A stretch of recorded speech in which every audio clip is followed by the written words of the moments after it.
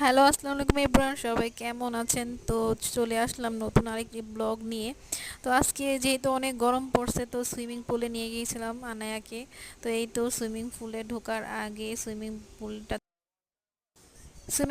অনেক সুন্দর ছিল। এর বাইরে বাচ্চাদের প্লে জোন ছিল। তারপরে এই তো আনায়ার বাবা এন্ট্রি ফি দিয়ে ঢুকে গেল সুইমিং পুলে। এটা বাচ্চাদের সুইমিং ছিল, তো আনায়াও ভয় পাচ্ছিল, তার জন্য ওর বাবার সাথে বড়দের সুইমিং পুলেই সাঁতার কাটছিল।